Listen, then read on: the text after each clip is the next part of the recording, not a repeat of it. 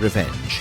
From bureaus worldwide, this is FSN. Thank you, Simon. Thank you very much. How you doing then? Monday it is, the 30th of November. First show of the week. Hope you're well. Hope you've had a good old Monday thus far. Dr. Vernon Coleman a bit later on this evening. Before that, Johnny Vedmore, great writer, musician, top bloke. I think it'll be a decent old show. A decent show, I tell you. Welcome to it, by the way. Join in on Twitter. You know the drill.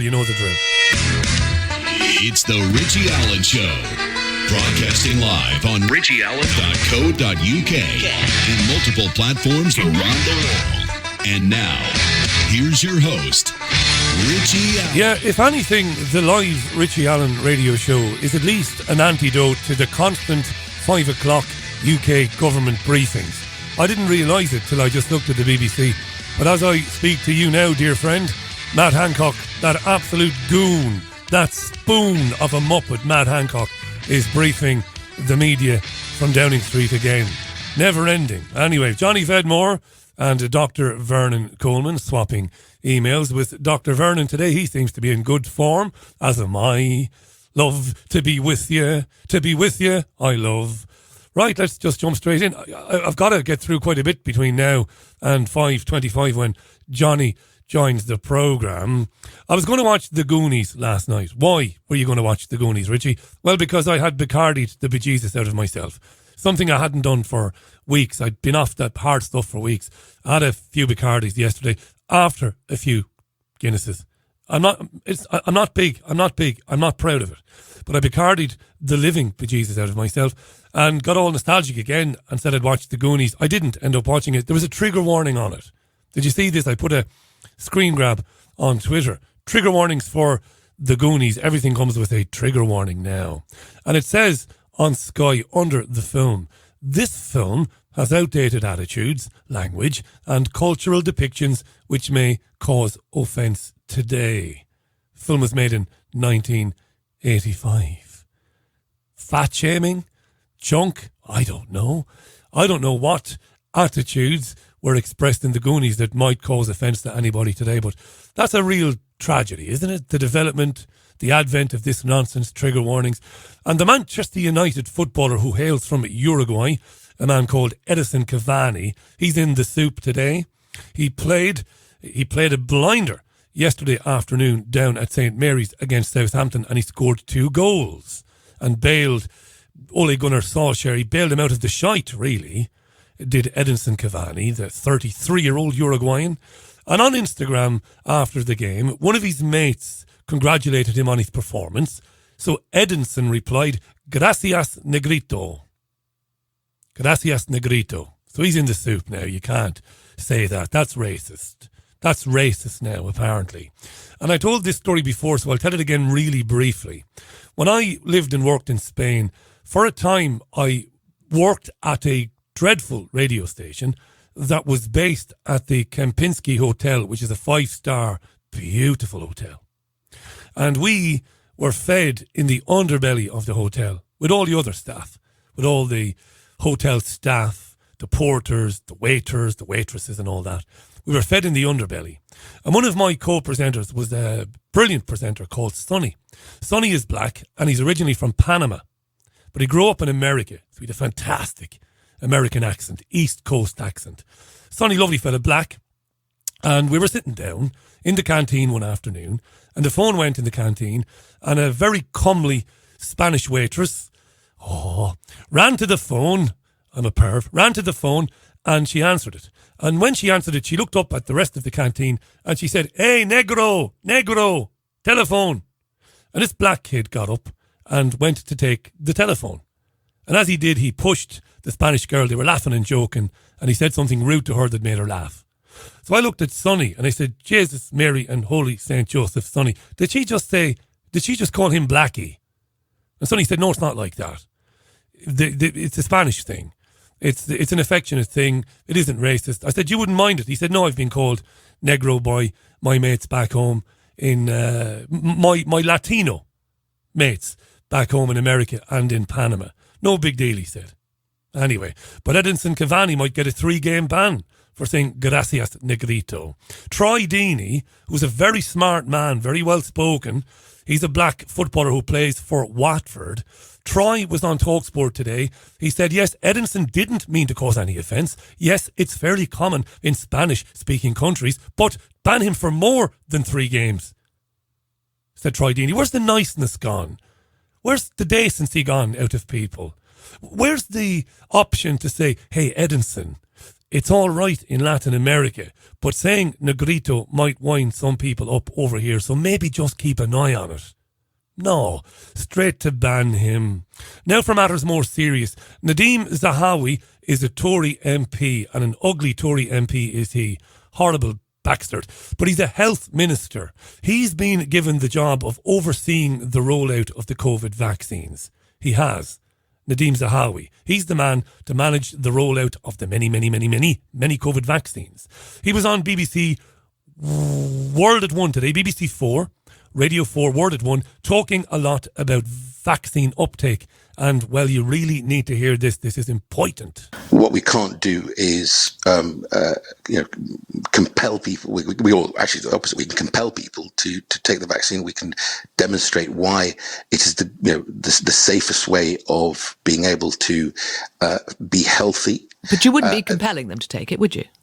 No, I mean, I'd be asking them to take it. We would be demonstrating the safety. We will be able to hopefully demonstrate the rigor and the safety work that's been done. Phase 1, by the way, is where safety begins. Sure. And it goes all the way through to phase 3 with a large population But we trial. know that for the sake of the community, herd immunity is expected to be around 70 to 80% is the broad thinking at the moment. Now, if 36% of people don't want to take it, you have a problem. I wonder how you address that. Well, first of all, you need a very strong campaign to demonstrate the level of rigor that you've been through. And I think once people see the level of rigor and the care that's been taken by the regulator to look at this really properly, and they are independent of government, and it's worth sort of reminding listeners of that.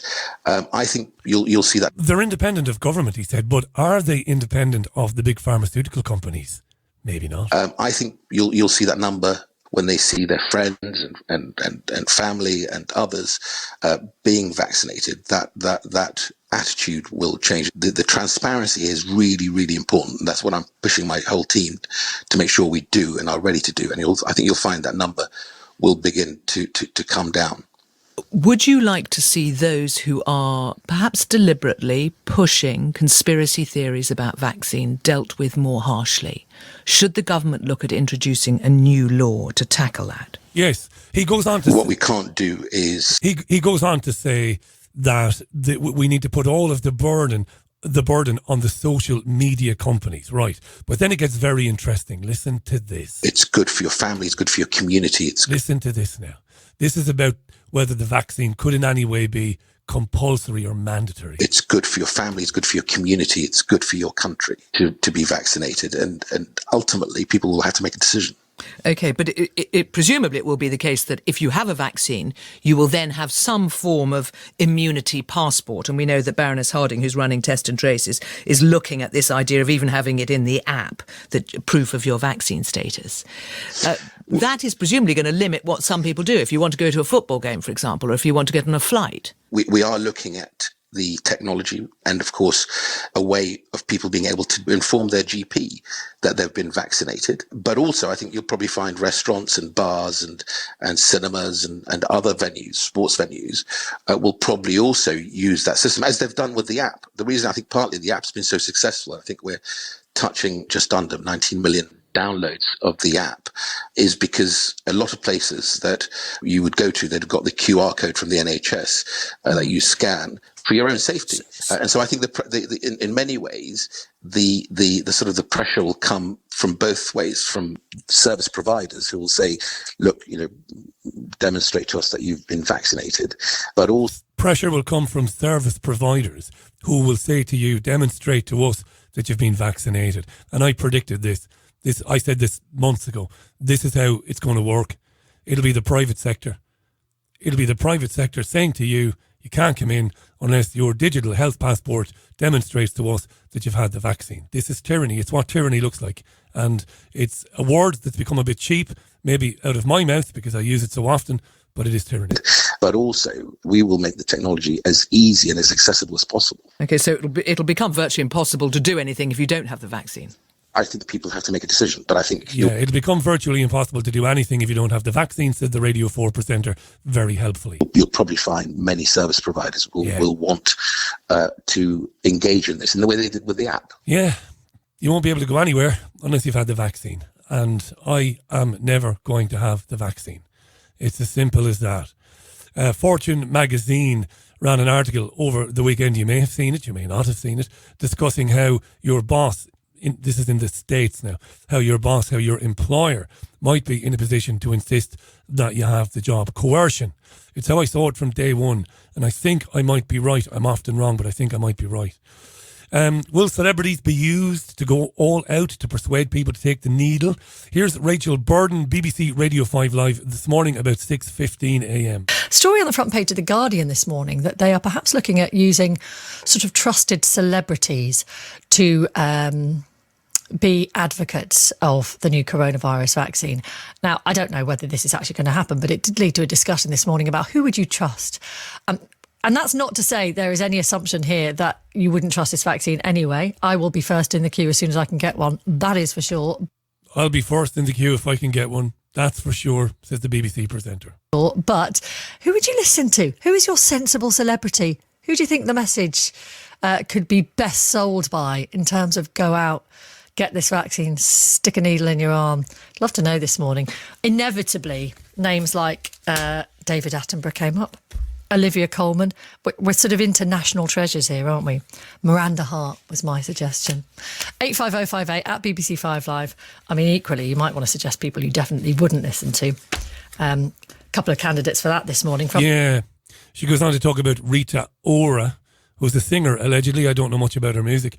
She had a 30th birthday party, I think, in a restaurant, and she's had to apologise for that after the police turned up.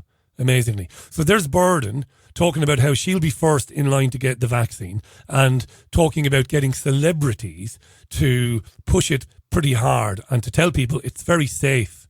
Now, a few minutes later, she was joined by her co-host, Nikki Campbell. This is how it works. She starts off at 6 o'clock.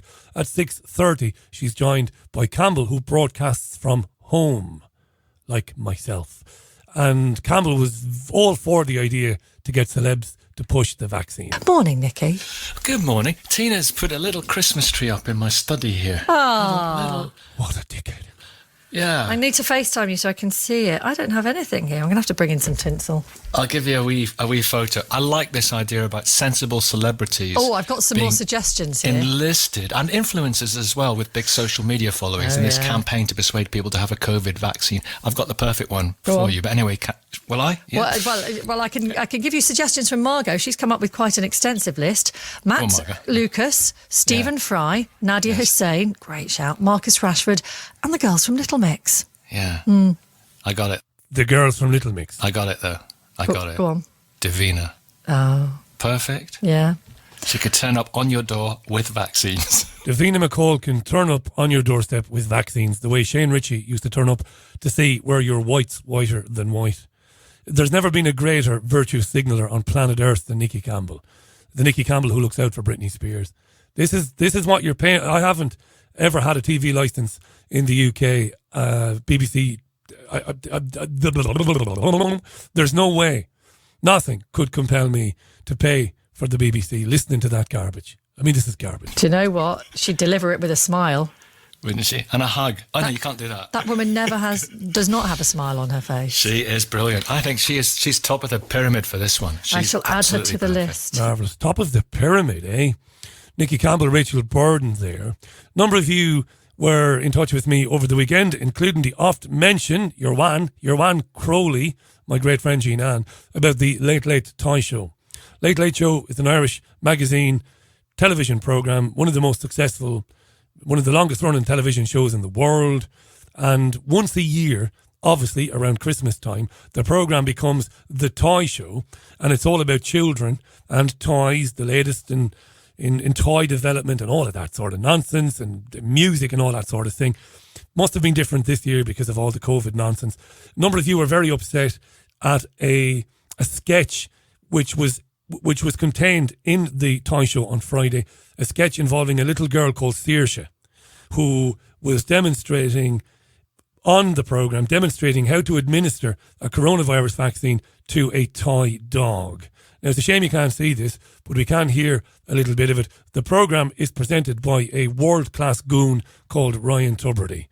He really is bad. Have a listen. Saoirse, very young kid, lovely-looking kid. I'm sure a lovely child, lovely family, but certainly used. And it's not good.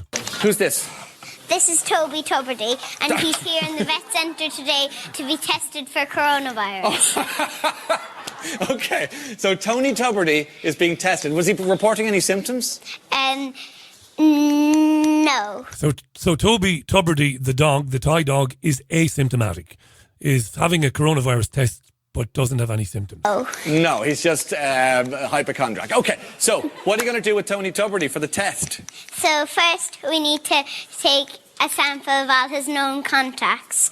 So he told me he's been in contact with 3 dogs in the last 14 days. So then that goes to the post office to be posted to the HSE. Oh my God. Your children shouldn't know this. Anyway, that's right. You're doing all the right things. Tony would be delighted with you. Go on. The other Tony. What happens next? Now he gets medicine to help him with coronavirus. Oh, great. So did he actually have the virus? I think so. Okay. And over here is the regurgitation station. What's if that? he needs to vomit. Oh, I see. After the medicine. Okay. Now we need to get him a Pfizer vaccine. Gosh, you don't waste time, do you, Saoirse? You're ahead of the game. So does he like... He's not participating, so we're going to have to knock him out. He's not participating, so we're going to have to knock him out, said the child. Okay. Poor Tony's having a rough day at the clinic. Okay, so you've knocked him out. Now we need to just check if he's still with us. Okay, that's a good... Yep, he's still with us. He's still with us. Okay, this is great. This is the story of survival, isn't it? So what happens now next? he gets the Pfizer vaccine. Bang. Okay. Bang, and it might be the last thing he ever gets. That's astonishing to me.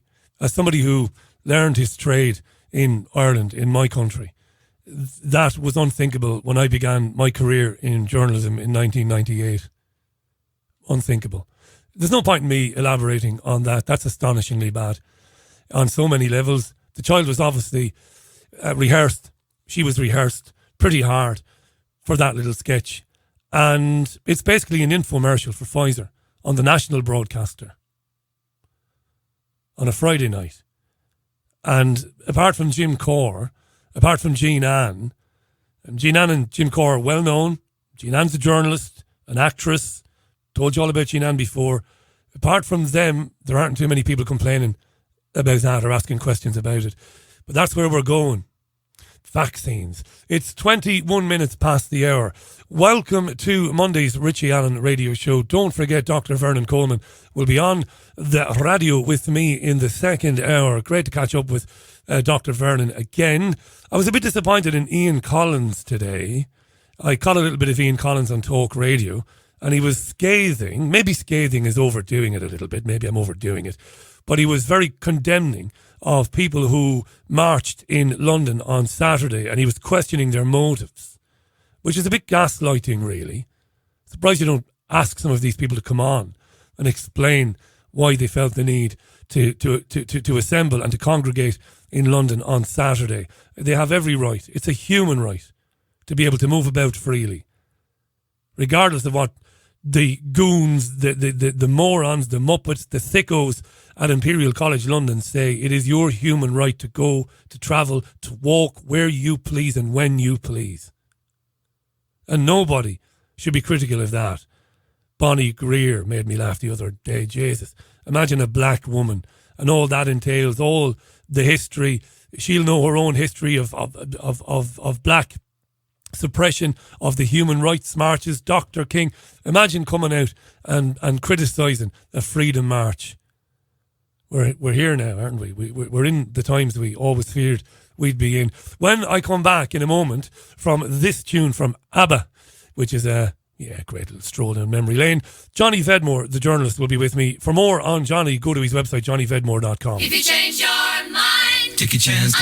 Music from ABBA there, and Take a Chance on Me. That was covered pretty well by Erasure, wasn't it? On Erasure, on ABBA-esque, was it? ABBA-esque, I think it was. Anyway, I'm just reminiscing. That's what I do. 26 minutes, it is past 5 o'clock. Monday's Richie Allen Radio Show. I'm live in Salford, and I'm delighted to welcome back my first guest today, because I think he's a terrific writer, and I really do mean that.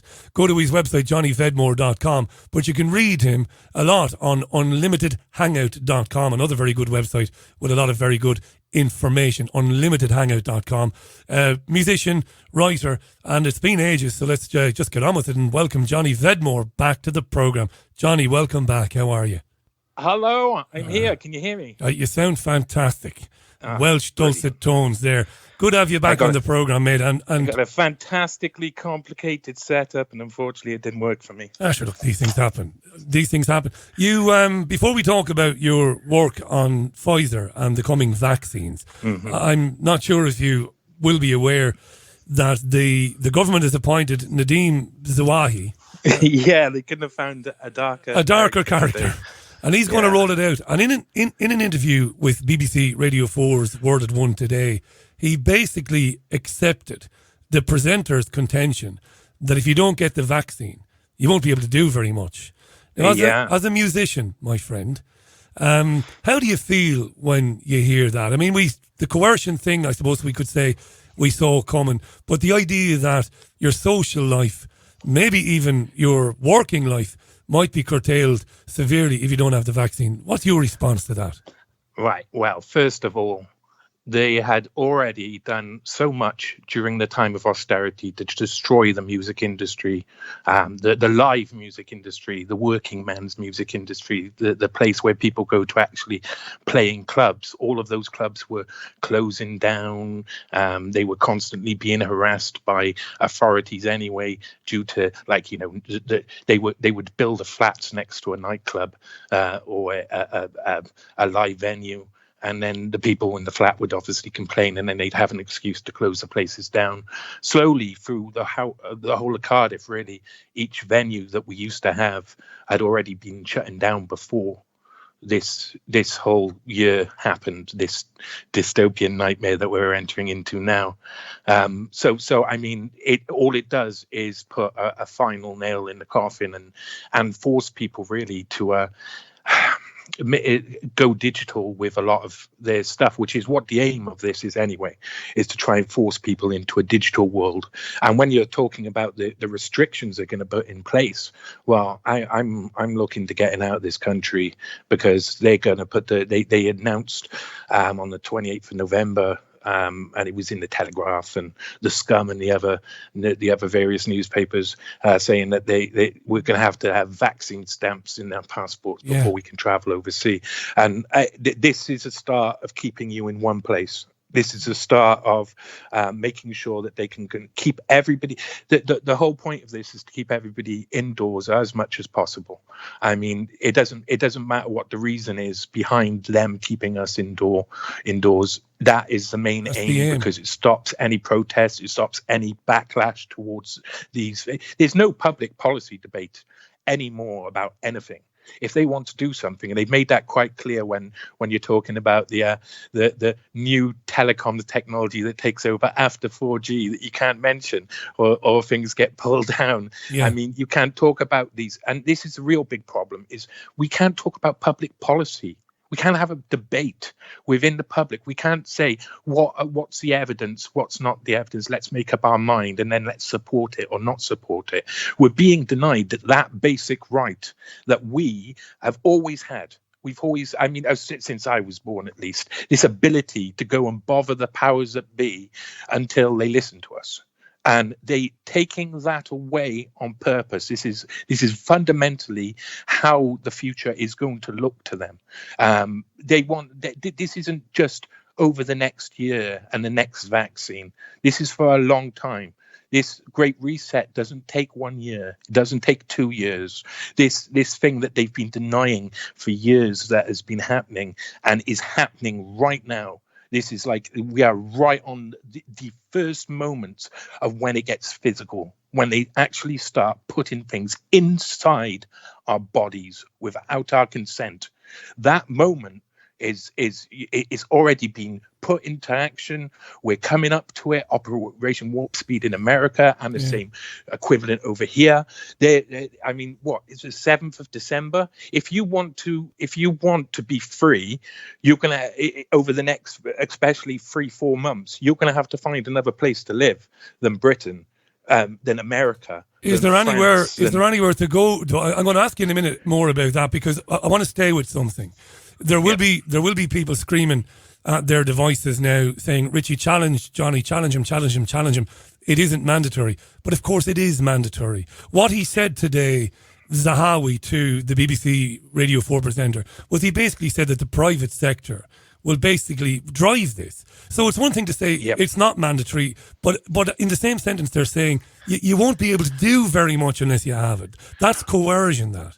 It is. And what is mandatory once you're living in a world where they can control a large amount of the public population through marketing and publicity campaigns that they are so overtly now taking part in about these vaccines. The stuff you played at the beginning of your show there, that was horrific. I mean, that's some of the stuff. It's like it really is a dystopian movie. We've gone along the wrong line of some multiverse sort of like disaster. This is really the point where it's not about whether as well they are able to inject us all with this vaccine. They're going to try and inject as many people. They're not going to get everybody, that's for sure.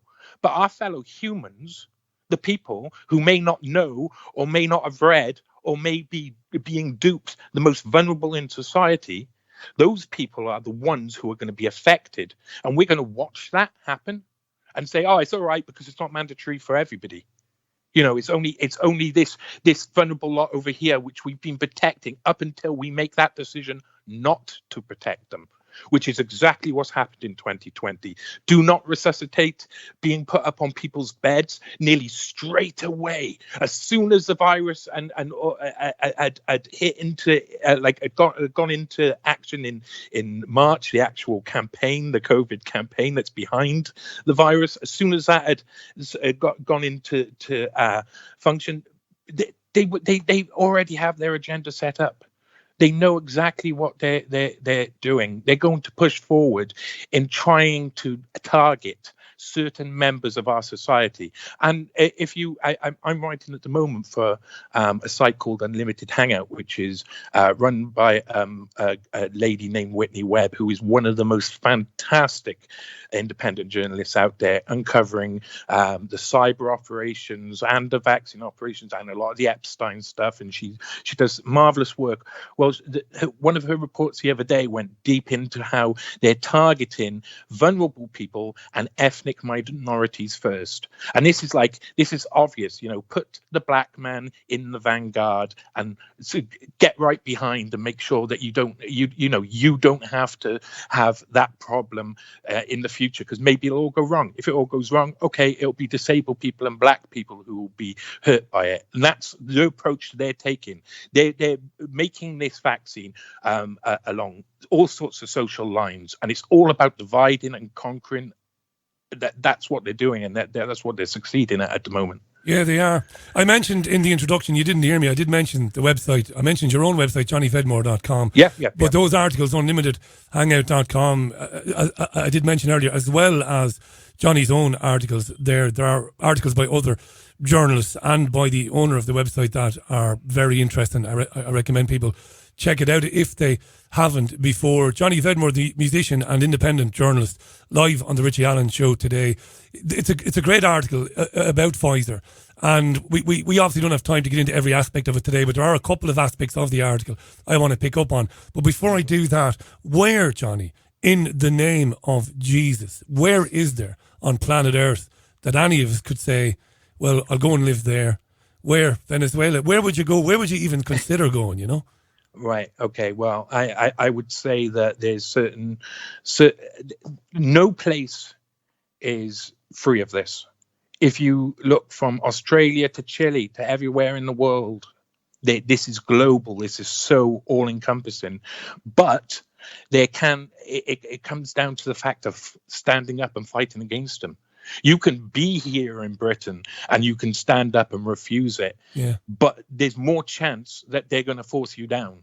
At some point in the future, not straight away, but at some point in the future, this is going to get to the point where you cannot move in the country. You cannot buy goods. You cannot go on holidays. You cannot do normal things. You cannot work if you do not have a stamp on your vaccine passport. That is one of the fundamental points of control that they've been looking in. They've been finding ID cards. It's really like functionally all of the same sort of thing that they've been trying to introduce for the past 30, 40 years to keep us in control. But now the technology is just beyond anything we've had before, which is making it easier for them to do. Which is making it easier for them to do. One of the things you talk about in the article about Pfizer, and I try to bang this drum as much as I can, is its practice of testing its medicine. And I've banged on about this for many years, how often these companies go into what we used to know as third world countries, where there is a lot of poverty, and they test their medicines or their vaccines on people in extreme poverty, people living below the margins, and it's disgusting. It's absolutely disgusting. Pay them a pittance, and often they're bribing politicians and authorities in these places. And I don't think very many people know about this, Johnny. And you get into it in your article, and it's brilliant. People should understand what sort of grimy practices are par for the course for these pharmaceutical companies. There's very many similarities to the. I focused in on one which is a really important one because we've got lots of data on it. It went through a court case. Pfizer still hasn't taken any responsibility. Even their final statement on it after like a 10-year court battle was, yes, it happened and we didn't do any of it really. Everybody was actually made a little bit better, even though that loads of people died, and we're only accepting responsibility for 5 deaths over here and 6 deaths over here out of what was reported in Nigeria as being 50 deaths. Now, this was the Trovan experiment. I think it was meningitis medication that they decided to test. Now, there's a real interesting similarity here if we start off.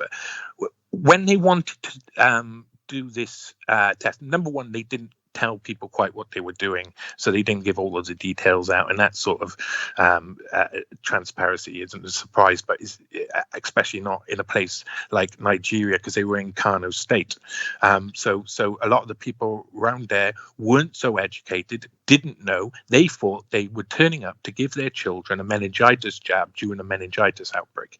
They had no idea that it was anything other. They didn't realize there was a test going on. They didn't realize their kids would be set up into sample groups. 200 children were set up into sample groups of 100 on each side. 100 of them would be given Trovan, this experimental drug that Pfizer was testing, and the others were supposed to be given a full dose of what the market leading drug was. So there was already a market leader. I don't recall his name, but there was already a market leader, and it was already doing well. And it was all the tests showed that Trovan wasn't as good as his market leader. So the actual tests in the first place were a bit useless. But anyway, they split up these sample groups, and they gave half of them Trovan and the other half the recommended dose of the leading medication, so that they could skew the trials to make Trovan look like it was better than the leading other market leader. This is something that they're doing now. There's I think it's either the Moderna or AstraZeneca. You'd have to check this, but I know it's come from very good sources, that the actual placebo that they're using alongside the actual vaccine is another vaccine. for something else. Yeah, I've heard that. Has side effects. Yeah. So that when people have that, then they can say, oh, well, there was no difference in side effects between that side and the other part of the sample group.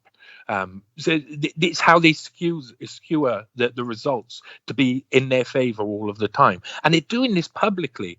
This is why, I mean, it's beyond dystopia. And I think it explains why there's been a lot of nonsense over the past 5 years politically. Lots of nonsense, Brexit stuff and things like that. All of that just seemed like a sideshow leading up to something. Distraction, you think? Distraction for this? Yeah, this was always the plan. Well, it was like maybe I mean, maybe you can say that there was a lot of people that the idea that they were fighting against the globalist regime being imposed, which is really what the was in the background of Brexiteers' minds. And now a globalist regime is being imposed. Johnny Vedmore is our guest. JohnnyVedmore.com is the website. UnlimitedHangouts.com. I've just tweeted that article from last week about Pfizer's new mRNA, messenger RNA vaccine, and it's really good journalism and writing, Johnny. There's no nonsense. There's no nonsense there. You make the point that you talk about what it is. It's easy to read and easy to understand. It's not going to impact. I mean, you get people online saying this is going to alter our DNA, and you get into that and how it isn't. But that doesn't mean that it isn't something we should be concerned about. Tell us about that. Well, it's a pedantic argument they use and a fallacy to try and trap us into this argument that they want to frame the debate. This is how these people work to create an argument that they've already worked out. Now, mRNA vaccines will change a function of that your DNA goes through. It's not while your DNA is DNA. It's when your DNA naturally separates into two so that it can call for proteins from other parts of your body, and it can't fit through this little wall, this little cell wall. So it splits in two down the middle, and half of it goes through the cell wall and joins up with messenger RNA, and that sends a signal to which proteins you want to receive. So that's pretty simple. It edits a function of that your DNA goes through after it's just split in two. And because of that, they can say, well, it doesn't affect your DNA. But in a sense, it's affecting a function of what your DNA does. What was that that mRNA that is being replaced with this? We're asking for a protein to be called by giving new mRNA, but which protein is now being replaced? What thing are we not getting? This vaccine is very interesting because they use the fact that they don't articulate how the vaccine works properly, and then they use the fact that people don't have the knowledge of how the vaccine works against the general public. And then because they are able to say, for instance, like, oh, you say it's a DNA vaccine, but it's not, it's an mRNA vaccine, it doesn't mean you should take the vaccine. It's a fallacy to try and convince that to people. And their problem is that they haven't articulated how the vaccines work, how the technology works. And they're not going to, because they need to keep this trap going. They need to keep finding people. And you're going to speak with Vernon Coleman later. I mean, wow, I love that man. He's wonderful. When I was going into this article really deep, it was just during one of your shows with him a couple of weeks ago, and I heard him making the mistake of DNA vaccine and mRNA vaccines. And you said about it like soon afterwards and a couple of shows later. Yeah. And but that is what they want to punish criminally. Keir Starmer, the friend of some of the most rancid people when he was head of public prosecutions or whatever position he used to protect Jimmy Savile to certain degrees. He is just a nasty.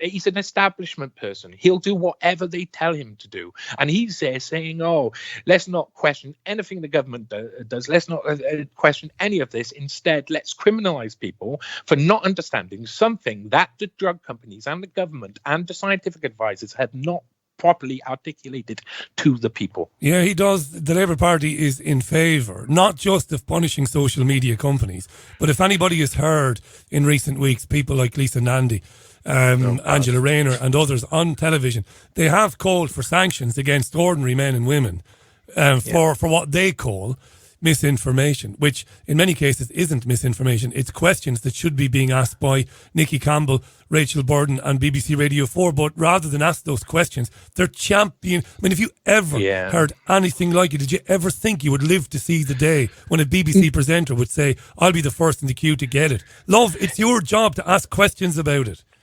Not some of the things it. they're saying are completely unbelievable. It's, listening to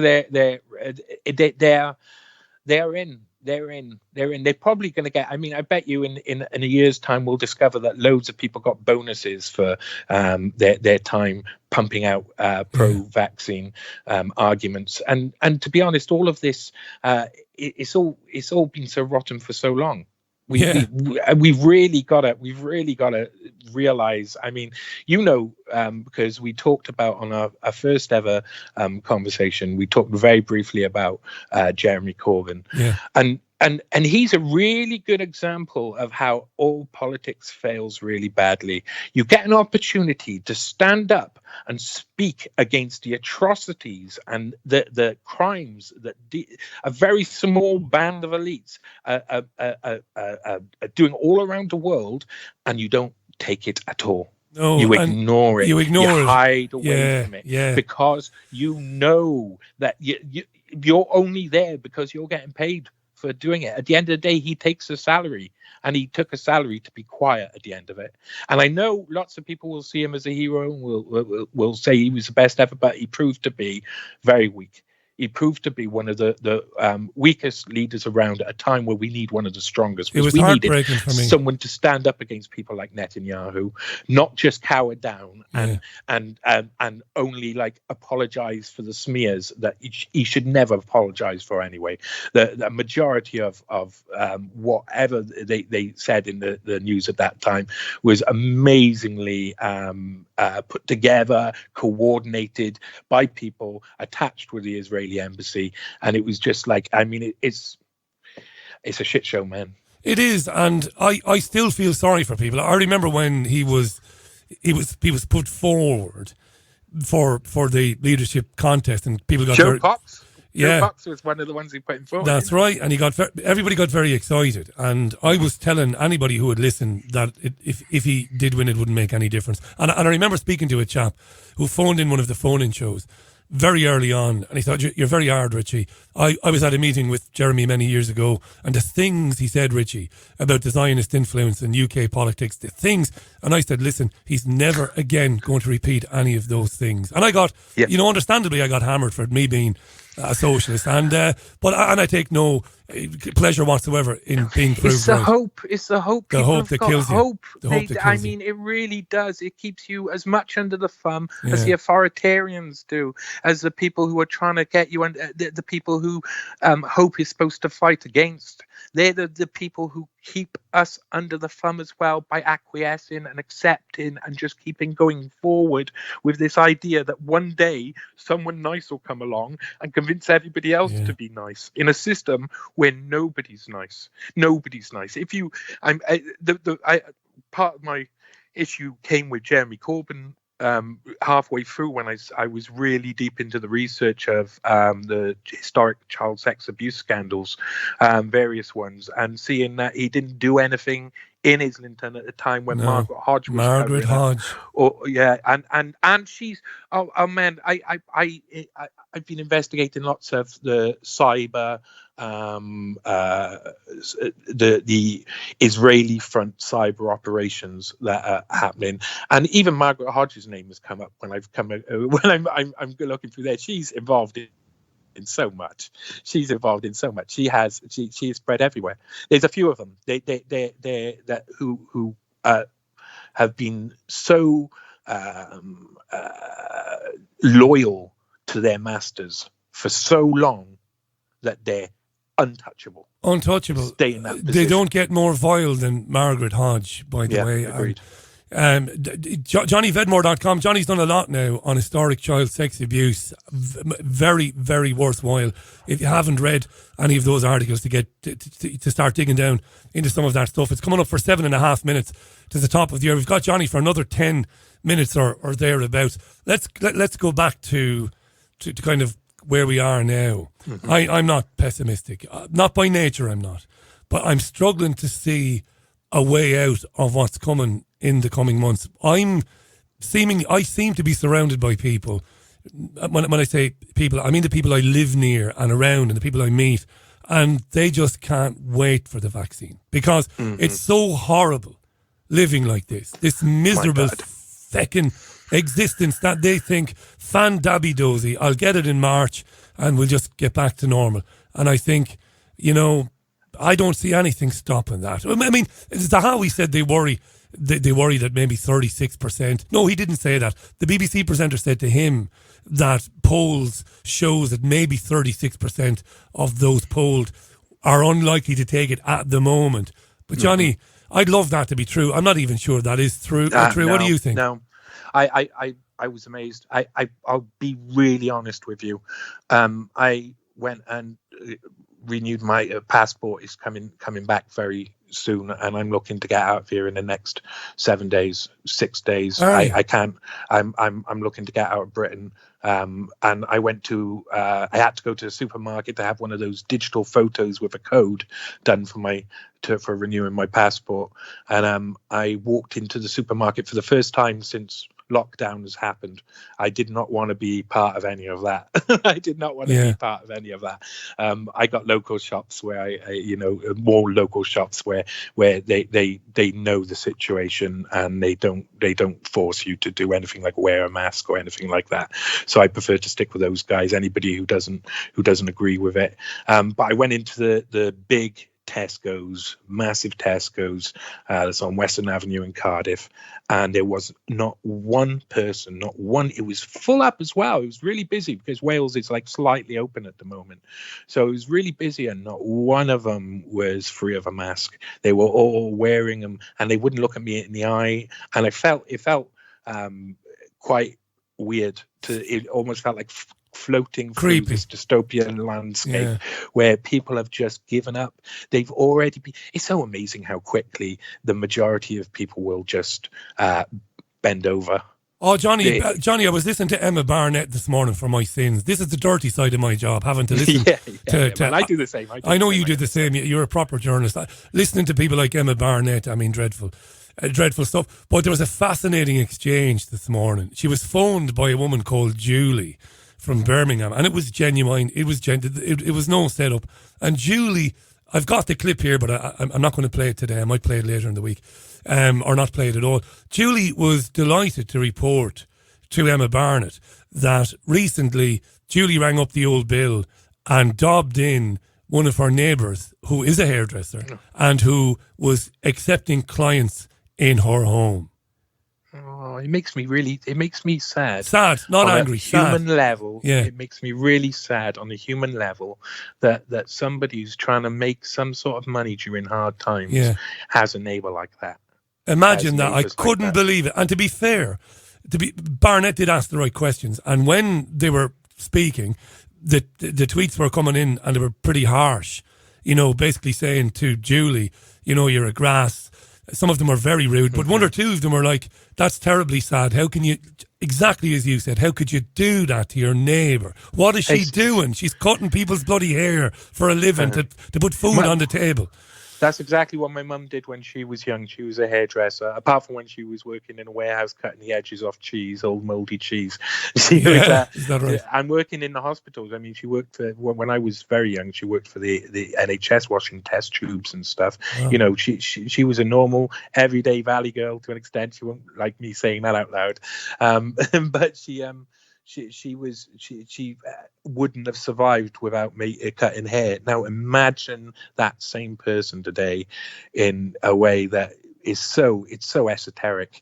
You're not allowed to cut someone's hair. I mean, it's beyond reason. It's shocking. The outcome was the police came and knocked on the neighbour's door and issued the neighbour with a fine. That was the Yeah. outcome of it. And then the police encouraged Julie to basically to do it again. That if the girl continued to do it, that she should stay in touch with them. It's like you said earlier, you summed it up beautifully earlier on when you talked about listening to Zahawi today. You just can't believe you're listening to that. I'm like, surely I'll wake up and it'll be a bad John dream. Carpenter movie from the time of They Live. It really is. It's from the time when they wouldn't fund John Carpenter anymore because he was obviously saying a little bit too much. It's really, really something that I've never thought I'd experience fully. I always thought it would be like, something like this would happen in another country, but not be global. You know the Welsh people I know. I know a few Welsh people. I got to know Welsh people over the years through rugby union, really, through being in Waterford, where I come from. And you can't help it. Oh, but listen, you can't help it. And every year, the Six Nations, there's a group of Welsh guys that they don't go to watch the games. They travel to whatever country. So Wales could be playing Ireland, and it might be in Cardiff, but these guys will travel to Ireland for the weekend to watch the game and get pissed up rather than go to the Millennium Stadium. I understand. It's fantastic, isn't it? 2005 at the last game of the Wales, when Wales won the Grand Slam, the last game was against Ireland. I watched it in an Irish bar in Amsterdam with a load of Irish people. It was a proper way to do it. Even better than being there, yeah. And Welsh men, and Welsh people are proud to be Welsh. I remember one night, I was in a bar one night. I was DJing in a bar, and I didn't realise there was a bunch of Welsh guys in the bar. I had no idea. And I was DJing in this bar, and this particular bar insisted that I end the night playing Our Own Naveen, the Irish national anthem. So anyway, I played it and it finished. And then these guys came to the DJ box, about 7 of them, and sang the Welsh national anthem, which is called, Johnny? Land of my fathers. Land of my fathers. I know, and they were unbelievable. Yeah. I never heard anything like it. It's one of the most beautiful songs of all time. And as a proud Welshman yourself, how hard is it for you to say to me, Richie, I'm going to try and get out of here in the next few days? I completely. I can't. I'm not going to go. I'm looking to maybe run away for about 3 months, so that the dust can settle and we can see where everything stands really. But it's devastating because this is what's intriguing, is that we've gone through years of gentrification in the cities in Wales, and a lot of the cities and the towns like Swansea, Cardiff and stuff, they started to just look like versions of London. They've made them look the same. They installed the same bars, the same restaurants. It's the same brands up everywhere. But when you go into the countryside, I'd like to see you try and give vaccines to people in the countryside in rural Wales. The Welsh people don't. I mean, once they have a habit of going to the mountains as soon as things get tough, and I've seen a lot of that recently. I've seen a lot of my friends in Cardiff say, "We got to get out of here. We can't hang around in the cities." And mainly, and this is a terrible thing to say, I suppose, but mainly because the cities are too English controlled. They're controlled by England, and including the Assembly. I mean, to think that the Welsh Assembly isn't under the same amount of control, there's no devolution really. There's no separate power. We're not the country that we want to be, Wales, and we're being forced to be something else and have been for a very long time. Keep us posted, mate, will you? And it's been about a year and a bit since you were on, and I did say this to you last time. Don't be a stranger, Johnny. Don't wait to be asked back on, because when you've got something to say, you'll always have an open door ear, because you're incredibly articulate. You're a fantastic writer. And I love having you on. I want to just mention before you get the final word, which you will have, folks, go to unlimitedhangout.com, but do also check out Johnny's own website, johnnyvedmore.com. We have been listening today to the independent journalist, terrific writer and musician, Johnny Vedmore. Final word to you, pal. Thanks for coming back today. Well, 2 things. Thanks for all your work yourself. I mean, you changed my future as well as many others. You gave me an opportunity very early on. It was an opportunity that I really needed to start my career in investigating. And since then, it's gone crazy. I've just thrown myself into it, and you're part of that. But to the other people out there, to the people, everybody listening, and I want you to know this really. I love you. Richie loves you. People love you. People love each other still. Yeah. People have love. People want to continue loving. What they're trying to do right here is stop us from communicating. And love cannot happen without communication. It cannot happen without bonding. It cannot happen without social awareness. And so there's only one thing that they're trying to stop here, and we all know what it is. Johnny, you're brilliant, mate. Thanks for coming back today. Good luck in the coming days, and keep us posted on what's happening and where you're going. And folks, folks, by the way, follow Johnny on Twitter. You'll see tweets. I've been tweeting him. If you aren't already following him, follow him on Twitter. He updates there regularly. Thanks, Johnny. God bless you. Speak soon. Bye for now. Johnny Vedmore, what a great guy he is. Unlimitedhangout.com, johnnyvedmore.com. Welshman, proud Welshman, writer, and great musician as well. Live on the Richie Allen Show this Monday, November 30th. And that was a lovely sentiment there, wasn't it? Right, let's have some Morrissey then. Why not? Don't forget Dr. Vernon Coleman in around about 6 or 7 minutes' time as well. And I'm the BBG, by the way. How are you? Lovely to be speaking with you today. And I've not even looked at your tweets yet, but do keep tweeting. Vernon Coleman very soon. Interesting drug. Right, that's Moz, as he is affectionately known as Moz there. Listen, have a listen to this. This is Julie calling BBC Radio 5 Live's Emma Barnett to talk about dobbing in her neighbour. And I wouldn't want to be encouraging or to be part of any encouragement for retribution against people like Julie. Never, ever be violent, ever, under any circumstances. Unless you're defending yourself physically. Don't. It's what they want you to become. Don't become a monster to take on a monster. But this is dreadful. This is what we've been reduced to. Yes. Hi, Julie. Morning. Tell us what happened. Somebody who lives down the road from me is a hairdresser. And pretty much since lockdown in March, she has been doing people's hair from home, going to her elderly customers' homes doing hair. And on Saturday, I saw two people going in to get their hair done, and I was just so angry with it. I called the police, and I felt awful doing it. But she got caught in the act. She got fined, and she said it was the first time that she'd done it, which was a blatant lie. She's been claiming all the grants and benefits, but still working. How do you know that? Do you know her? Yeah. Right. So she has told me. She claimed, because she's self-employed, she claimed the grants at the beginning. And then she was quite happy to brag about how much work she was doing in the garden. She was having trees cut down, decking done, hot tub, all of this. It's the money that she's claimed, but still working. Are you friends? Well, not really, no. I know her socially just to speak to. Yeah. But over the since March, she's just absolutely taken the mickey out of the whole system. And have you ever done that before, called the police on any of your neighbours? No, never. It's not something I would do because I wouldn't want to have any repercussions of it. She's not my direct neighbour.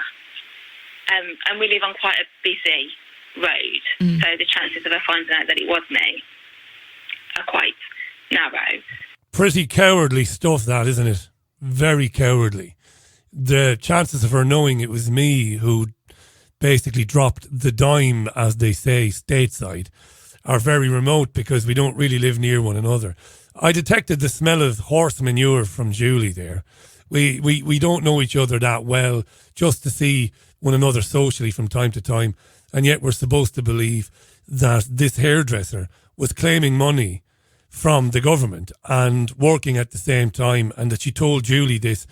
It's kind of highly unlikely. It was like she was rationalising her decision to phone the police and to say, to tell the police, oh, you need to go around and check on this woman because she's cutting hair in her own house. How did we get to that? And that was something, if I remember correctly, that Peter Hitchens, the writer, who you see in the Mail on Sunday quite a bit, Hitchens was at the very outset of lockdown, when questions were being asked about would you hang your neighbours out to dry if your neighbour had a party, if your neighbour had people around in the garden, would you phone the old Bill? Hitchens was saying that people would do that. They would do it. They will do it, said Hitchens, and it'll become commonplace. And there you have a woman ringing a national radio station to basically say, yes, I rang the police because my neighbour was making some money by cutting hair. It's exactly 10 minutes past the hour. This is Monday's Richie Allen radio show, broadcasting live from Salford. My next guest needs no introduction whatsoever. You are very fond of him, as are many around the world who have read his books, which have sold, been translated into more languages than I've had hot dinners, and have sold millions of copies. Former GP, he'll always be Dr. Vernon Coleman to us. Find him at vernoncoleman.com, and brandnewtube.com is where you will be able to see the terrific An Old Man in a Chair series. Delighted to welcome him back to the show today. Dr. Vernon Coleman, welcome back. How are you? I'm fine. Richie, how are you? I'm very good, thanks. I feel a lot better, and thanks to you for all of that advice that you gave me. I probably should send you a few, Bob. You gave me some bloody good advice. You did. I was rough with the throat, and then the wisdom tooth and all of that. So no, you're a great pal like that. Really moved me that you cared enough to send me advice and things to do and all of that. So I know I'm very good, and I'm glad to have you back on. And can I do something now that might annoy you, because I'm going to shut up and let you talk. But before I do, can I play you a few seconds of Nadeem Zahawi? He has been given the job by the government of overseeing the rollout of the vaccine. And in conversation with BBC Radio 4 today, he was speaking to the presenter about a future world where the private sector would basically insist that people have vaccines. Service providers would insist that people have vaccines, otherwise they wouldn't be getting in, as it were. Have a listen to this, Vernon. When we come back, then you can take over. You are listening to, you will be listening to Dr. Vernon Coleman, but listen to this. It's good for your family, it's good for your community, it's good for your country to be vaccinated, and ultimately people will have to make a decision. Okay, but it presumably it will be the case that if you have a vaccine, you will then have some form of immunity passport. And we know that Baroness Harding, who's running Test and Trace, is looking at this idea of even having it in the app, that proof of your vaccine status. That is presumably going to limit what some people do if you want to go to a football game, for example, or if you want to get on a flight. We are looking at the technology and, of course, a way of people being able to inform their GP that they've been vaccinated. But also, I think you'll probably find restaurants and bars and cinemas and other venues, sports venues, will probably also use that system, as they've done with the app. The reason I think partly the app's been so successful, I think we're touching just under 19 million downloads of the app, is because a lot of places that you would go to, they've got the QR code from the NHS that you scan for your own safety. And so I think in many ways, the sort of the pressure will come from both ways, from service providers who will say, look, demonstrate to us that you've been vaccinated, but also we will make the technology as easy and as accessible as possible. Okay, so it'll become virtually impossible to do anything if you don't have the vaccine. I think people have to make a decision, but I think you'll probably find many service providers will want to engage in this in the way they did with the app. There you are in a nutshell, Dr. Vernon Coleman. If you haven't had the vaccine, service providers, well, they are less likely to do business with you. What's your reaction to that, first of all? Shiver down my spine. He sounded like a human being, but that was one of the most scary things I've ever heard from a politician or anyone else. And it's the 77th Brigade who are listening to this, which I have no doubt they are, so that they can take it out as soon as you put it on YouTube. We should have a sweepstake on that, how many minutes it takes them. But they should remember that what I'm going to say will affect them as well as everyone else, because having created a problem, the COVID-19 hoax, the government has now encouraged the development of a solution. And we can talk another time about why these two things go hand in hand. But you cannot make a decision about whether or not to have a vaccination unless you're informed. Now, one of the things about healthcare these days, if anybody's had an operation in the last year or two or had any serious drug therapy, they will know that a doctor has to tell you what all the risks might be. They tell you endlessly all the possible consequences of the treatment they're offering. They can't do that for vaccines for two reasons. One, because much of the information is secret, and secondly, because the minute a doctor opens his mouth and says anything critical about vaccines, he becomes an anti-vaxxer. You aren't allowed to criticize vaccines, even if you're only repeating stuff that's been in journals, even if you're the world's leading expert on vaccines, you can't say anything critical because then you become an anti-vaxxer. The British Medical Journal suggested that the trials that have been done weren't designed to test whether the vaccines reduced severe symptoms or whether they interrupted the transmission. So the British Medical Journal is an anti-vaxxer journal. The endless nonsense about this, what no one seems to remember is that billions, with a B, billions of dollars have been paid out to patients or their relatives if the patients died, who had vaccinations and then had problems with them. There are at least 66, to my knowledge, fully tested and approved vaccines in America which had to be discontinued mainly for safety issues. So anyone who says that vaccines are always safe is clearly in need of some medical help. The risks with these vaccines, we know remarkably little about them because stuff's being hidden, but what we do know is that 100% of those who had 2 doses of the Moderna mRNA had systemic adverse events, and you don't want those. And over 50% of Pfizer and AstraZeneca were about the same. There was one reported death with Pfizer. We're not talking about millions of patients in the trials. And The Lancet, which has never really been my favorite journal, I believe they acknowledge the possibility of an increase in the risk of HIV infection. The way the trials have been done frightens not just me, but a lot of doctors. Usually when you trial a new drug, you trial it against a sugar tablet, a placebo, something that contains nothing active in it.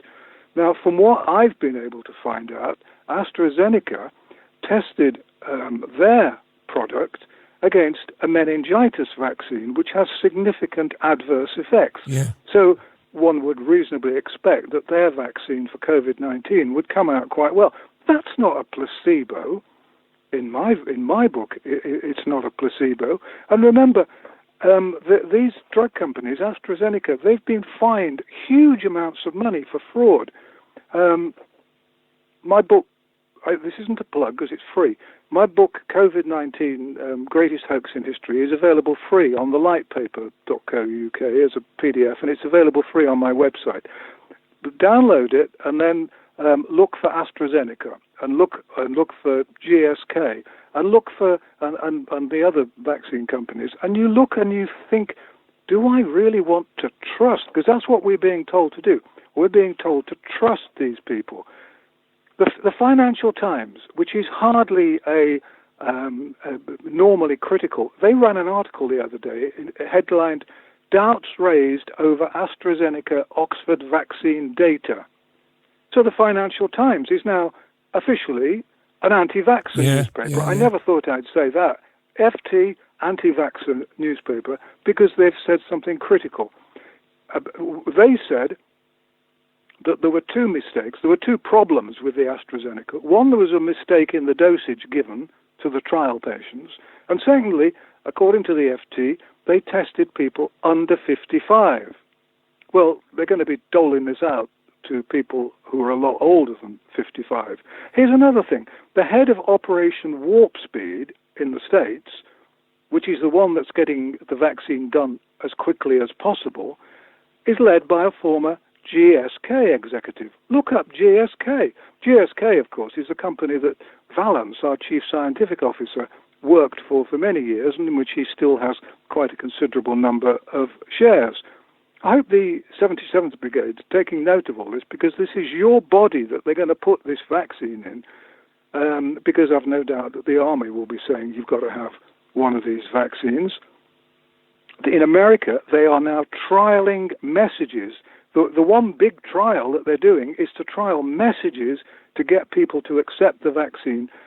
And the trialing messages like, if you have the vaccine, you'll be able to regain your personal freedom. Yeah. If you have the vaccine, you'll get your economic freedom, and so on and so forth. That's what they're worried about. Not so much whether the vaccine is got to be properly trialed, but how they can use manipulation, brainwashing, and all the usual psyop techniques to get people to take it. But there's one piece of good news in all this. Go on. Sorry? I'm all ears. Good news for a change. The bit of good news is that there's lots and lots of talk about making the vaccine mandatory, right? Here and there, and in America and in the UK.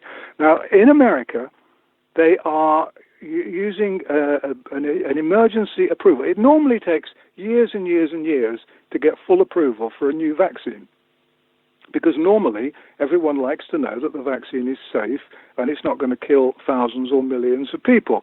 I am not saying it will kill thousands or millions of people. I don't know. And there is no one else in the world who knows exactly what's going to happen in 5 or 10 years' time, because normally they test them for 5 or 10 years and they look to see what's happening. In America, because they want to speed things up, they're using something called emergency approval. And this is the emergency use authorization law. Now, under the emergency use authorization law, as I understand it, and I'm no lawyer, for heaven's sakes, as I understand it, individual states are banned from mandating a vaccine which has been approved for emergency use, because obviously it hasn't gone through all the test procedures. So, and the full license will take years. Then they could introduce mandatory vaccination. But off an emergency use authorization law, I don't think they can. So what happens if your employer or the cinema or a restaurant says you've got to have a vaccine certificate or you can't come in? What I would do is to say, well, I'm not having the vaccine anyway, but what I would do is I would say, you must sign a form, date, sign, place, saying that you are insisting that I have this vaccination. The drug companies are not liable because they've managed to, thanks to Bill Gates, they've managed to get immunity. I don't think GPs or the people giving the vaccines will be liable because they're part of the immunity. But I wouldn't have thought that if an employer tells you to have the vaccine, he's not giving you the vaccine. So I would have thought, and I'd love to hear from lawyers, I would have thought that the employer will then be liable if he says you can't come to work unless you have the vaccination. And the other thing that about all this that springs to mind, I was going to mention this earlier, but the other thing that springs to mind is that the reason for the PSYOP techniques for you've got to have the vaccine because it's the only way you'll get your freedom back and you'll not be able to travel, you'll not be able to buy food or get whatever. Save Granny, of course. Don't forget Save Granny. It'll save Granny. It'll protect the vulnerable. Yeah. You'll kill Granny if you don't have it. That's Whitty's favourite, isn't it? Yeah, Jesus. It does seem rather strange that it was Whitty, I think, and it was certainly the government that told people not to treat the over 80s or the over 85s, whatever it was, when they were being dumped in care homes.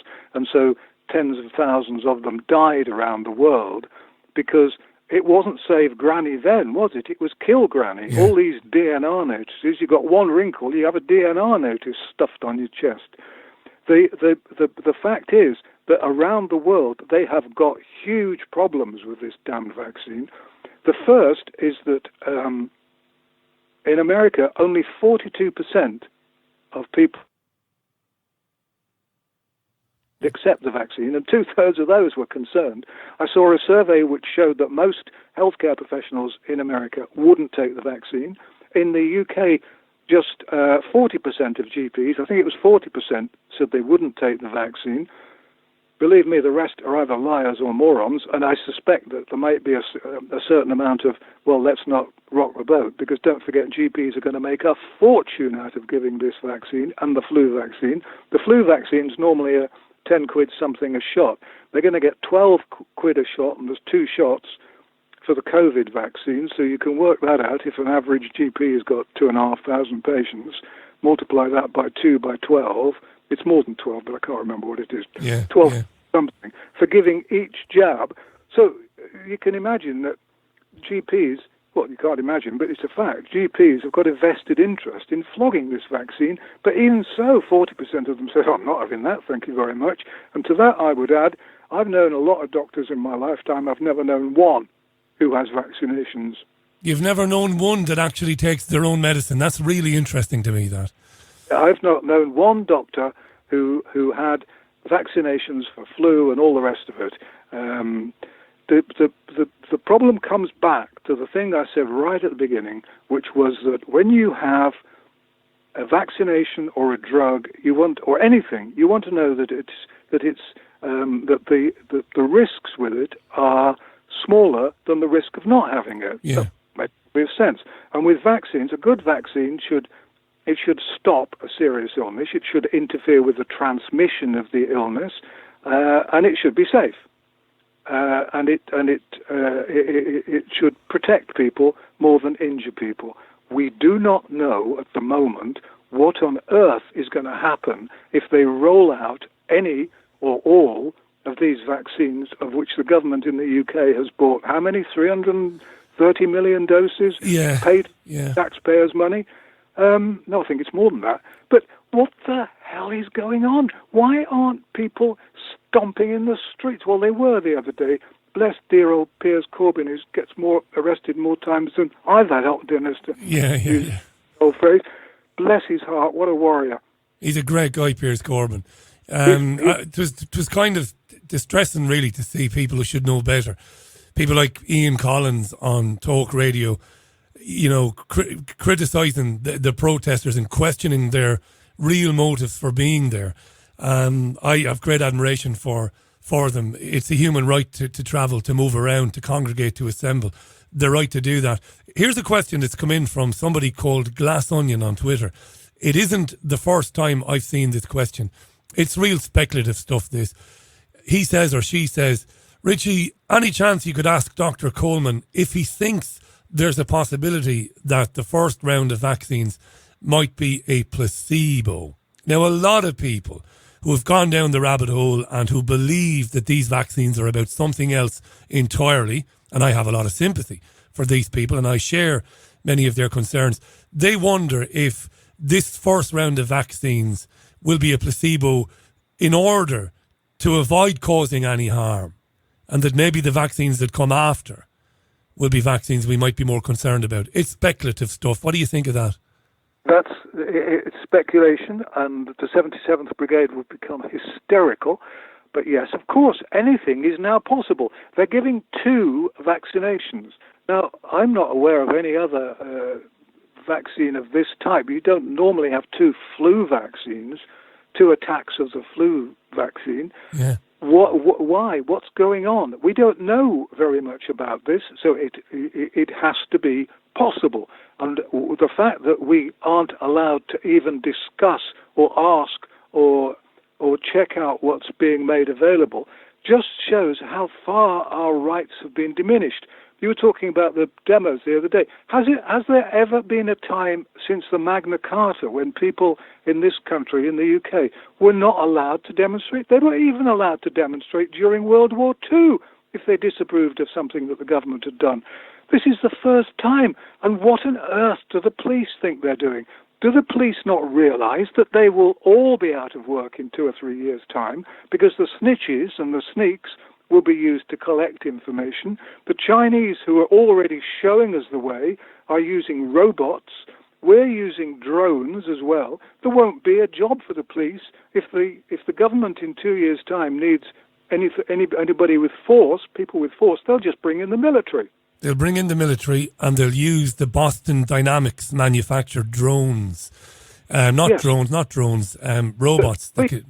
Please, do not have a future. No. Those policemen who were active, wherever they came from, those policemen who were active on Saturday in London, they should realise they're putting themselves out of a job in the same way that doctors are putting themselves out of the job. When GPs said, oh yes, this is great fun, instead of having face-to-face meetings, we'll do...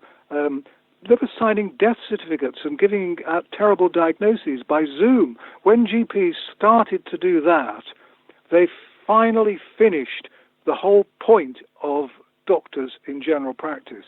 And in the future, there won't be any, because it's been shown that computers are more effective, better at making diagnoses than doctors. So if you take away the placebo response of a kindly GP is massive.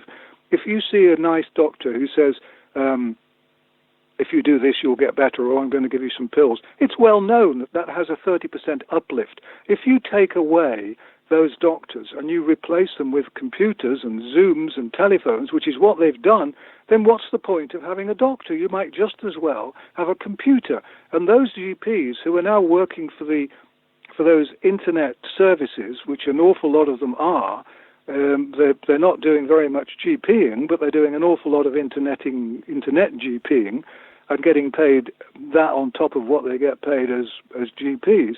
But they don't seem to realize there is no future for doctors now. They will be replaced.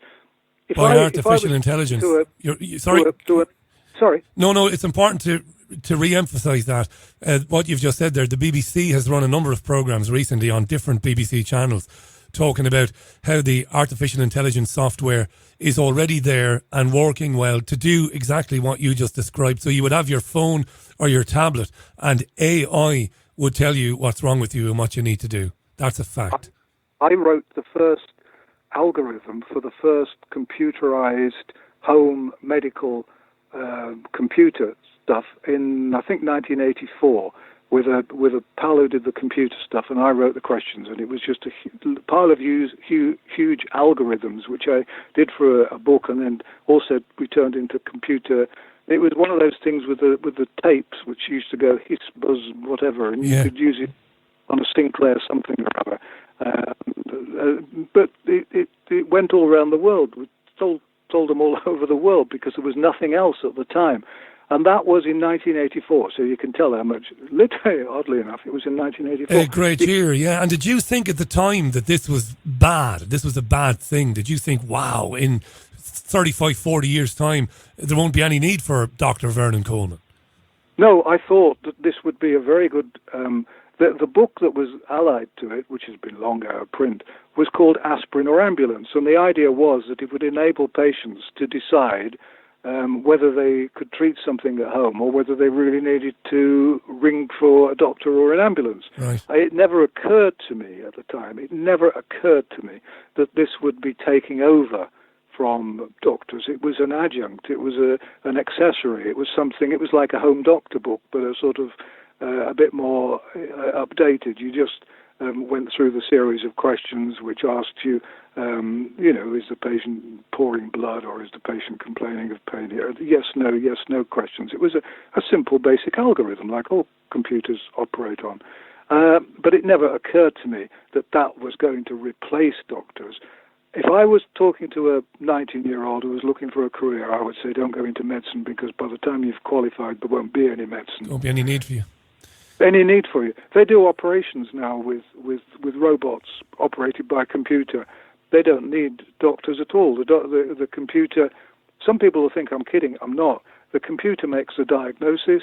The robots wheel the patients into the surgery, and the surgeon, the robot surgeon, will perform the operation. They don't need doctors. They won't need, or they do at the moment a bit, just while they're polishing off and improving the stuff. But they won't in 10 years' time. And what's the biggest problem? The biggest problem with that then might be that you take all the passion, all the humanity out of it, and it's artificial intelligence. And in the near future, you might have a situation where artificial intelligence programs refuse to treat certain people because of the cost benefit aspect of it. The computer might just decide there's no point in treating this person, so leave them to their own devices or leave them to die. That might become something, that might become a thing, right? Do you mean like we're already doing now with all the DNR? I suppose. Yeah, that's right. And the nil by mouth, the Liverpool care pathway. I love the way they call it the Liverpool care pathway. It's called the Liverpool kill pathway. The nil by mouth, which is now incredibly common in hospitals. Old people just being left to die, and the way they leave them to die is to starve them of food and water, and then they die. That's what we're doing in this country, and people are putting up with it, Richie. What in the They don't hell? know, Vernon. We've got Dr. Vernon Coleman live on the Richie Allen radio show, and this is a very important juncture here, because everything he's saying is true. I'm not interrupting him and criticising him and telling him he's wrong, because he isn't. They don't bloody well know in this country about Liverpool Care Pathway, nil by mouth, DNRs. The average Joe on the street, Dr. Vernon Coleman, they don't know, and it kills me. They don't know this stuff. They don't know to a large extent, because the biggest problem in this country and in the world at the moment, the biggest problem, in my view, is not vaccines, it's not lockdowns, it's not masks. So all those things drive me insane. It is not those things, it's the media. Because if we could reach people, if I am banned in so many places, I reckon it started over 20 years ago, the banning, the closing down of the media. But more recently, it has become absolutely ridiculous.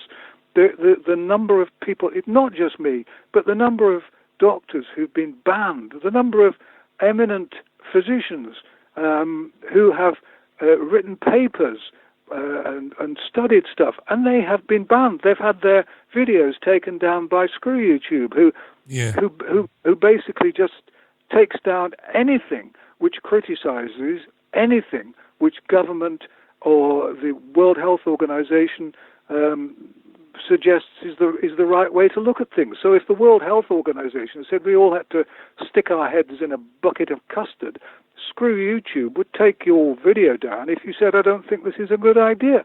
They put up with anything that comes out as long as it follows the party line and doesn't question anything.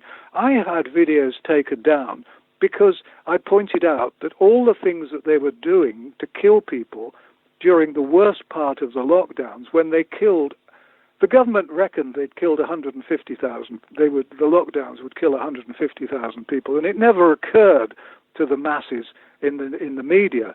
It never occurred to the mass market media that by killing 150,000 with the lockdowns, they were going to kill far more people than they were ever going to kill with COVID-19. But the fact is that they went ahead with that, with the lockdowns, allowed them to kill loads of people. And I did a video saying what this is part of the let's reduce the population. Bill Gates's and Prince Charles's population reduction program, just killing off people who are sick, killing off people who are ill. The madness, the media, the mass market media has not touched any of this stuff. The fact that, what was it? I think 450 people died of flu in the UK between August. 450. Nobody thought this is odd, because normally it's 25, 50,000 people a year in Britain die of flu. Now we're being told that 50,000 people have died of COVID, but none have died of flu. Can't anybody put two and two together and get something remotely resembling four? What we've got is a pile of journalists who are so stupid that they think, or I assume they think, that when Agenda 21 really gets going and we follow the Chinese model and we start having to live in smart cities and we're all being told exactly what sort of slave job we have to do, and I'm not exaggerating, when all this happens, the idiot journalists, like the idiot policemen, think they're going to be exempt. Of course they're not going to be exempt. They're going to be dead like the rest of us. And they're all going to be taking the vaccine, are they? Are there not any health correspondents anymore on the national newspapers who look at this stuff and say, hang on a minute, have a word with the editor about this because there's a good story here? No, they're all silent. The silent radio, silent television, silent newspapers, silent magazines. And apart from you and I, there's not an awful lot. No, that's not true. That's not fair. But what I'm saying is that apart from a relatively small number of people, probably 100 people around making videos and your radio show and trying hard to get on social media, everybody's being closed down. The number of people who are actually speaking out is incredibly small compared to what it should be. And the number of people who are actually doing anything about it is horrifyingly small. We should have everybody listening to this should be printing out leaflets. There's a pile on my website. Print them out. Put them through people's letterboxes. Look at the piece on the website which takes you straight to the bit on the government website where in March a committee that was clearly not under proper control, a government committee decreed that the coronavirus, which has allegedly caused the alleged COVID-19, allegedly, that coronavirus was not a serious infectious disease. And when I saw that, I put it straight away on my website, did a thing on the video, and thought, well, everybody in the media will be running this tomorrow. They still haven't run it. Richie, they still haven't run it. They still haven't told their readers, their listeners, their viewers that the coronavirus is officially no worse than the flu. Go and download the stuff that the government said. I think it was about the 22nd, the 20-something. Anyway, download it. I put a link, well, I didn't, but there's a link on my website which takes you straight there because it's a little bit hidden. But when you go there, you can look at it and you can think, my goodness, they knew in March that it was no worse than the flu. How many times in the history of the world have they closed schools, closed hospitals, and closed shops and businesses for the flu? I'll tell you, nil. No, yeah. What on earth is going on? Why aren't people screaming? Why aren't people downloading everything they can find, sending copies of everything they can find to everybody that they know and everybody they don't know, to MPs, to school teachers, including the stupid, cruel ones who want school children to wear masks, even though, as far as I'm aware, there's still no healthy child in the UK died of COVID-19, and the school teachers want them to wear masks. Even in primary school, they should be arrested because that is so cruel. Kids are going to grow up with half a brain, no teeth, terrible eyes. The problems caused by these masks is endless. It is endless. The problems caused by masks just go on and on and on, and people keep saying, oh, we've got to wear on. I've got a nice, pretty mask now to wear. Anybody who wears a mask is an idiot. They're committing suicide. They'll have no brain left in a few years' time, and they will be dead of bronchial pneumonia, quite likely. I went to a garden centre that the only bloody thing open at the moment is a garden centre. I keep going buying more shovels because there's nothing else to do. I went to a garden centre and traipsed around, everybody wearing masks, of course. And I got chatting to one of the guys and saying, you shouldn't wear that because it's killing your brain cells. And he knew I was telling the truth, and he agreed with me, and he agreed he was going to put a visor on. But the point was that the girl who usually works on the counter, 19-year-old girl, bronchial pneumonia, ill, endless stories. There was a video I saw on the internet, a chiropractor in America talking about a 4-year-old who had developed bronchial pneumonia because of wearing a mask. Two children in China died exercising while wearing masks.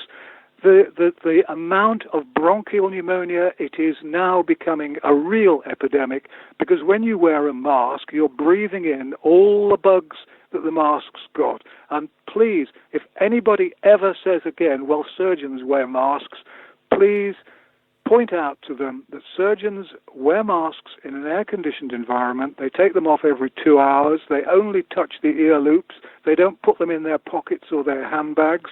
And a lot of surgeons don't wear masks because it has been proved beyond any question of doubt that masks aren't necessary in an operating theatre. And if you think that's all a load of rubbish, no, it's true. Download my book, which is free, again, on the lightpaper.co.uk or on my website, where you'll be able to read the scientific evidence proving that masks do more harm than good. And if I do a video about that and I tried to put it on YouTube, it would be down before the ink was dry, because you are not allowed to say in public now the truth about masks. Even though, as you said multiple times, they themselves acknowledged at the outset of all of this nonsense that masks were useless. The World Health Organization's own advice is in line with what you're saying today. Dr. Vernon Coleman is our guest. This is the media. Listen to this. This is 12 seconds. This is your media in 2020. I can't believe I'm listening to this. What is the point of seeing Granny on Christmas Day if you end up burying her in the new year? I'm sorry for the bluntness of that thought. He's sorry for the bluntness of that thought. Jeremy Vine. Jeremy Vine endorsing on his radio show on BBC Radio 2, endorsing locking yourself into a miserable, lonely, isolated Christmas in case you end up burying Granny in January. This is our media. This is the BBC, which is the most treacherous, disgraceful. Goebbels would have been proud of the BBC. Goebbels would have given the BBC all sorts of medals for what they've been doing recently. Their idea of reporting is out of this. It's somewhere. It's not journalism. I don't know what it is. Well, it's propaganda. That's what it is. And why don't people just put Granny in a cupboard under the stairs and throw a mince pie in every now and again? This is becoming. Sorry for laughing.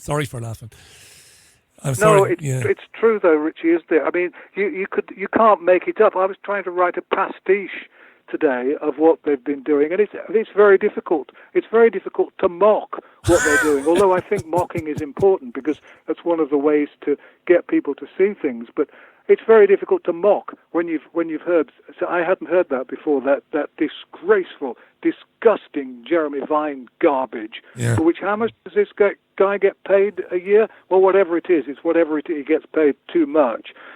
Why aren't people sending? Why doesn't everybody listening to this send the PDFs, which are free, that I've already mentioned? Send the PDFs of those books to Jeremy Vine at the BBC. You'll be able to get his email address from somewhere. Send in those and say, look, this is the truth, because it is. Everything in them is provably true. Hey, that's a good idea. Hang on, that's a good idea. Vine at bbc.co.uk. I think it's Vine at bbc.co.uk. I would ask everybody listening to this tonight, I will do it myself, to send a link to the books Vernon mentioned, Dr. Vernon Coleman mentioned, to Jeremy Vine. Don't be rude and don't be abusive to anybody, please. I would ask you not to be rude or abusive. And Vernon Coleman wouldn't accept it either. So send and ask Jeremy Vine and his producer, and don't just do it with Vine, do it with Nicky Campbell and Rachel Burden on Radio 5 Live, and ask them, why aren't you speaking to people like Dr. Vernon Coleman about the claims made in these books? Absolutely do that. It's a good idea, that. That's dreadful. And we have to get them to look at and talk about the fact that there is no general information available about vaccines. How are people to make an informed decision? I keep hearing politicians say, oh, we want people to make an informed decision. How? You can't make an informed decision unless you've got the information. That's the point of informed decision. You can't make one unless you've got some information. But the information that I was giving you about the risks and the quite serious side effects, how many people we were told early on with the trials about at least 2 patients who had, I think it was transverse myelitis, which is very nasty. What happened to those patients? What's happened? What other side effects? There was some guy who had such severe seizures, spasms, that he broke a tooth. What what exactly has been trialled, who has been tested, what were the exact results of those trials. Let's not have any more rubbish where the people were escalating, oh, our vaccine is better than your vaccine. No, our vaccine is better than yours. Our vaccine, one of them said, our vaccine doesn't have to be kept as cold as your vaccine. It's like kids in the playground, except kids in the playground. I read somewhere the other day, and I don't know whether this is true because I haven't been able to back it up yet, but I read somewhere the other day that Moderna was charging $200 a go for their vaccine. No way. $200 a go. That's what I read. Now, Moderna, as you know, is linked in with the Bill and Melinda Gates vaccine foundation. And of course, Bill, like Prince Philip, Prince Charles, and all sorts of other eminent people, wants to reduce the world population to, 500 million? So they've got to get rid of 6.5 billion. Yeah, 6 billion, 500. And ironically, the vaccine will help us do that. Before I forget to ask you, I don't want to be interrupting your train of thought, but I am mindful of the clock as well. Before, did you were on the Late Late Show in Dublin some years ago? I know you were. You told me, but I knew it anyway. And I think, God rest his soul, Gay Byrne was the presenter who spoke to you. So you'll probably know that once a year, the Late Late Show has the Late Late Toy Show, which is very child orientated. They get loads of children in, and they've got all these new fancy toys and new developments and all that sort of stuff. Have you heard yet about a sketch? The Toy Show was on Friday night just gone, and there was a sketch about a Pfizer vaccine. Did you know this? No. Do you want to hear a little bit of it?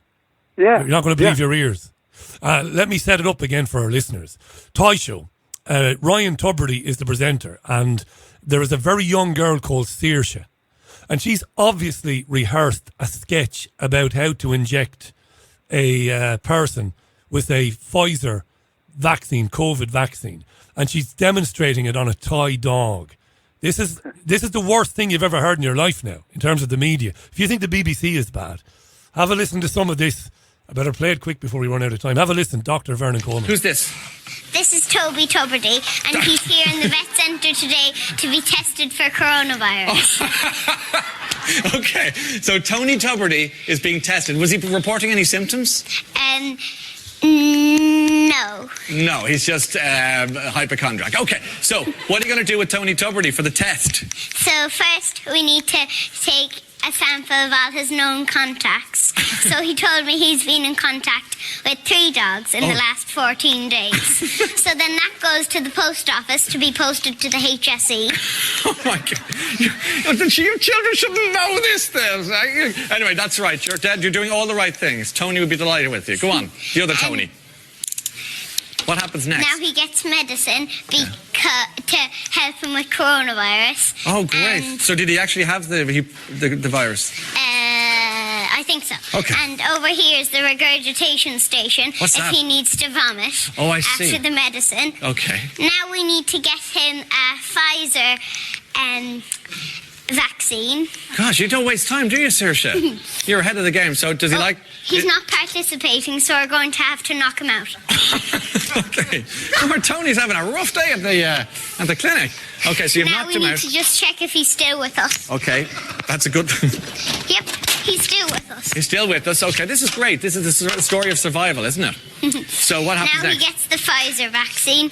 Bang. Okay. Now he gets the Pfizer vaccine. You just heard an 8-year-old girl be used by the Irish national broadcaster to sell a Pfizer vaccine on a toy show. I've never heard of anything like that in all my life.